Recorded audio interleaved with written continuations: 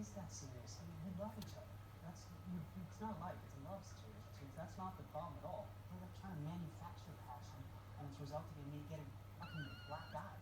I would love to blame it on 2 years of like robotic baby sex, but even before that, it wasn't like it was 9.5 weeks.